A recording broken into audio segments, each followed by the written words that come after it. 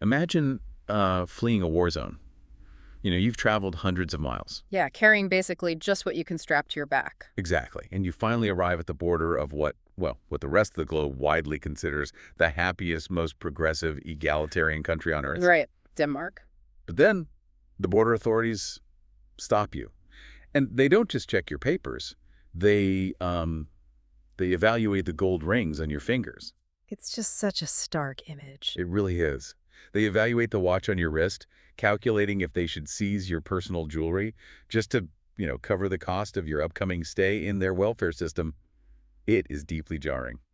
Welcome to today's deep dive. Yeah, thanks. It really shatters the illusion almost instantly, doesn't it? Completely. And for you listening, when you think of a country like Denmark, that is definitely not the first image that comes to mind. Oh, not at all. We have this immense global expectation of utopian warmth. Right. The bicycling commuters, universal health care, pristine design. Yeah. This cozy society where everyone is supposedly thriving. Yeah, it's packaged and sold to the rest of the world as a ready-made template for human happiness. Okay, let's unpack this. Yeah.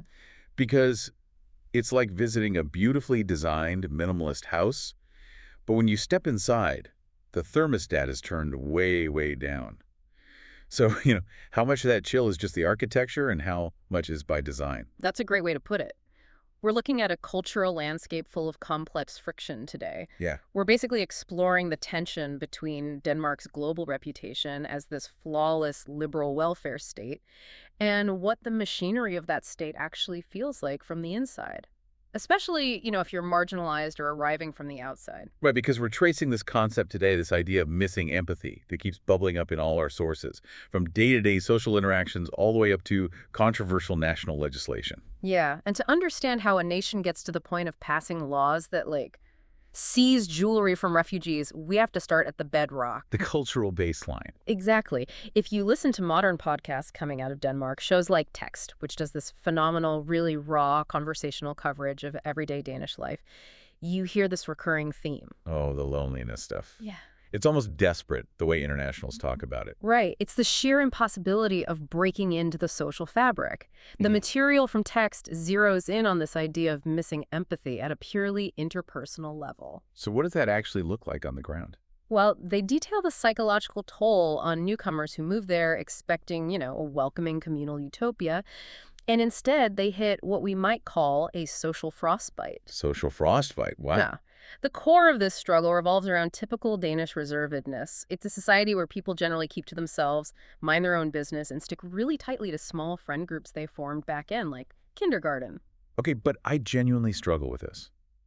Is it fair for outsiders to label this a lack of empathy? Or is it just a massive cultural mistranslation?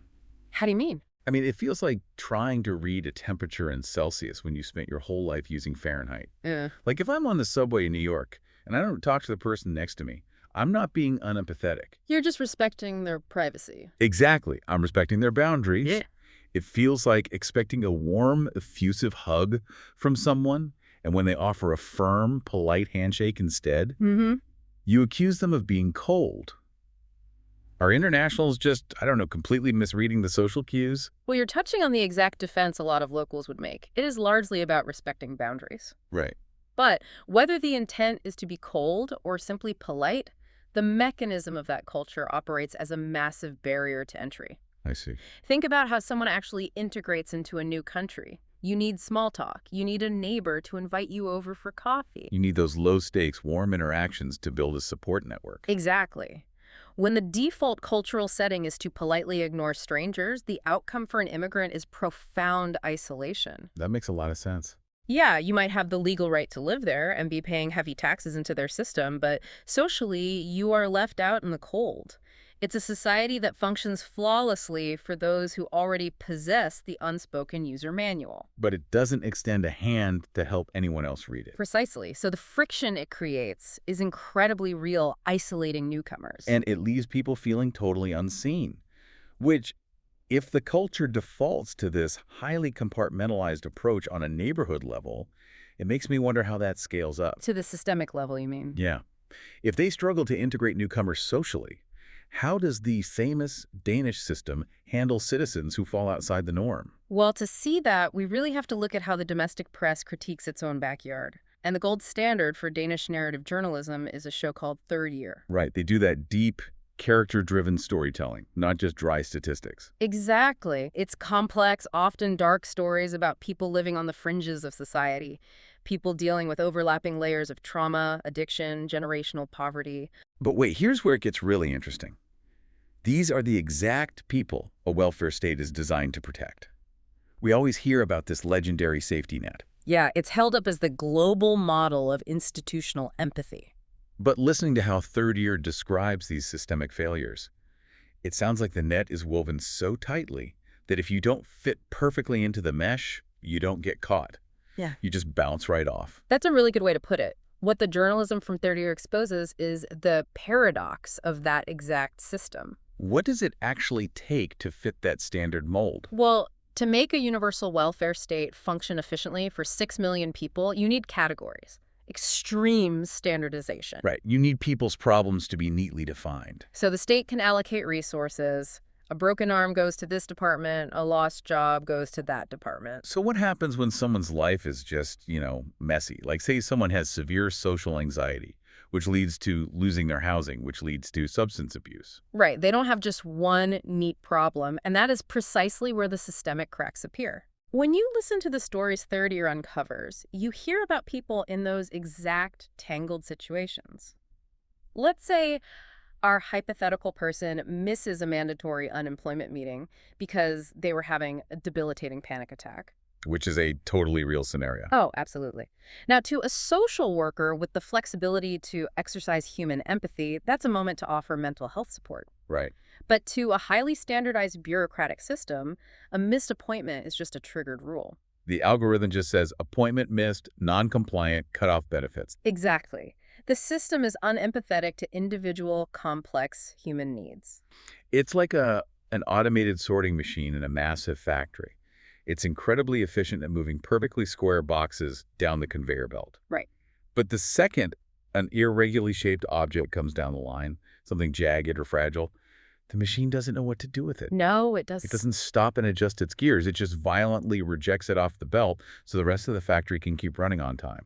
That is the perfect visualization of the critique. The very thing that makes the welfare state robust, its universal standardization, is exactly what makes it profoundly unempathetic to an outlier. Because the system isn't asking, what unique help do you need? No, it's asking, which of our pre-existing boxes do you fit into, and why aren't you fitting into them quietly?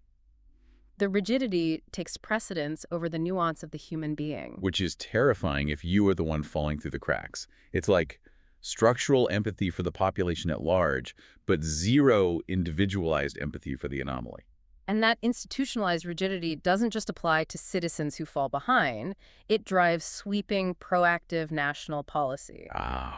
Right. Because when a society relies entirely on everyone fitting into the standard mold to keep the machine running, it views nonconformity as a threat. An existential threat to the state itself, yes. Which brings us to the most intense part of our exploration today. We're going to look at how this philosophy manifests in actual controversial national legislation. The big policy shift. Right. But real quick, before we dive into these specific laws, I need to pause and speak directly to you listening. Yeah, this is important. The policies we are about to unpack are highly politically charged on the global stage. So we need to be abundantly clear. We are not taking any political sides here. No left-wing or right-wing endorsements. Exactly. We are not validating the critiques leveled by the press either. Our job right now is strictly to report impartially on how these specific Danish laws function mechanically and how they're framed as case studies within the source materials provided. Right, because the international reaction to these policies is incredibly fierce. It really is. It's heavily covered by global news deep dives, places like The Daily from the New York Times and Today and Focus from The Guardian. And the first major policy they dissect is colloquially known as the ghetto law. Okay, so let's break down the actual mechanics of this. Yeah. What makes something a ghetto in the eyes of the Danish government? And what does the law actually do? Well, the law operates on strict mathematical thresholds. The government maintains a list of specific neighborhoods. To get on it, a neighborhood has to hit certain criteria: unemployment, crime rates, education levels. Okay, that sounds fairly standard for urban policy so far. Right, but the most controversial metric, and the one that draws intense international scrutiny, is demographic. For a neighborhood to be classified this way, more than 50% of the residents must be immigrants or descendants of immigrants from non-Western countries. Wait, really? So the state explicitly uses the ethnic and geographic background of the residents as a metric for whether a neighborhood requires government intervention. Yes. And the intervention is severe. The stated goal is to prevent parallel societies, meaning they want to force integration so that no area becomes completely detached from mainstream Danish language and culture. Okay, but how do they enforce that? If a neighborhood stays on this list too long, the law mandates that the proportion of public family housing must be drastically reduced. Mechanically, this means the state forces evictions. They will physically demolish apartment blocks or sell them off to private developers, intentionally displacing residents to break up the demographic concentration. It sounds like a massive contradiction to the outside world. I mean, a highly liberal society enforcing forced relocations based on ethnicity. That's exactly how the international press frames it. It's almost like a strict homeowners association suddenly operating with the full power of the state. You know how an HOA will fine you because your mailbox is the wrong shade of beige? Yeah, arguing that your nonconformity ruins the property value for everyone else. Right. This is that same logic, but applied to human demographics. The state is looking at a neighborhood and saying, you don't look, act, or integrate the way we require to maintain our societal aesthetic, so we are legally mandating that you disperse. And from an American or British perspective, where liberal values usually prioritize individual property rights, the government tearing down your house because your neighbors are from the wrong countries sounds wildly authoritarian. Exactly. It's a huge double standard. But if you look at it through the lens of that automated sorting machine we discussed earlier, it makes a very cold mechanical sense. How so? Well, the Danish welfare state only works if there is extraordinarily high social trust and high tax contribution. Parallel societies threaten that trust. So the state uses a blunt instrument to enforce conformity. Protecting the system at the total expense of the individual families losing their homes. Precisely. To an international audience, these policies look like the ultimate institutionalization of that social coldness we talked about. Which brings us back to the image we started the show with. The second major policy highlighted in the international reporting, the jewelry law. Right. Mechanically, how does a modern European country end up confiscating property from refugees? Well, the law was passed during the height of the European migrant crisis. It basically allows Danish border authorities to search asylum seekers and confiscate cash over roughly 10,000 Danish kroner. Which is what, around $1,500 US? Yeah, exactly. They can seize cash and any valuable items. Yeah. Now, the government's rationale is actually rooted in their domestic welfare logic. Oh, because citizens have to spend their own money first. Exactly. In Denmark, if a citizen wants to claim welfare benefits, they have to exhaust their own substantial assets. The state argued they were simply applying that exact same standard to refugees. Like, if you want us to pay for your housing and food, you have to contribute what you can. Right. But the reality of executing that logic on a highly vulnerable population is what is so staggering. It really is. Now, the law does state that items of special sentimental value, like wedding rings or family portraits, are exempt. Oh, okay. Well, that's something. But think about the actual mechanism of that interaction. Yeah. A border guard has to stand in front of a traumatized person who has just fled Syria or Afghanistan, hold up their gold necklace or their watch, and make a subjective judgment call. Oh, wow. Yeah. Deciding if it's sentimental enough to keep or valuable enough to seize to pay for their state-sponsored breakfast? Exactly. It strips away all the human context. That is the complete evaporation of empathy. It is taking a bureaucratic tax bracket logic and applying it to a humanitarian crisis. It's the rigid checkbox system we talked about with third year, but weaponized at the border. The system demands a contribution, and it doesn't care about the trauma attached to the asset it's evaluating. And to the international press, the jewelry law operates as the most damning, visceral case study of this documented shift in Danish empathy. It takes that famous Danish reservedness, that social coldness, where people don't look at you on the street, and practically writes it into the penal code. It proves that a system hyper-focused on its own internal fairness will naturally become hostile to outsiders who require immediate, unconditional compassion. The net is woven so tightly that the material is completely unyielding. Yeah. So what does this all mean for you listening? Let's take a step back and sort of synthesize the journey we've just been on. We covered a lot of ground. We really did. We started on the ground level, looking at how everyday internationals experience the culture. That famous reservedness, discussed in text, operates as a massive, invisible wall. Right, creating a profound loneliness that newcomers struggle to penetrate. Then we followed that lack of individual accommodation up to the institutional level. Through the domestic narrative journalism of third year, we saw how a highly standardized welfare state fails to show empathy to its own citizens living on the fringes. The system insists you fit into its pre-existing boxes, or it simply rejects you.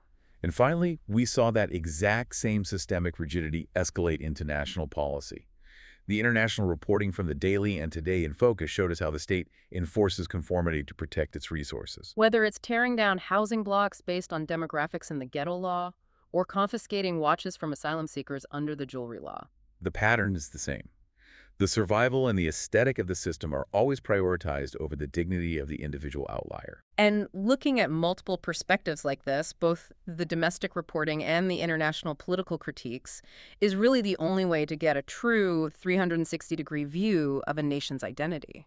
It proves that even the most idealized societies on Earth have profound, often painful complexities. Understanding the friction between Denmark's reputation and its reality makes you a much more critical consumer of global news. You really have to look past the glossy export and ask how the machinery of the state treats the people standing on the margins. Absolutely. And as we wrap up, I want to leave you with a final lingering question to ponder on your own. Yeah. We spent this whole time looking at this concept of missing empathy as a flaw. We've looked at the social chill, the rigid welfare checkboxes, and the harsh border laws as failures of compassion. Right. But if a highly secure, incredibly functional society relies on intense social conformity to maintain its famous welfare state, is that lack of individualized empathy actually a bug in the system? Or is it the unspoken necessary feature that holds the entire utopia together?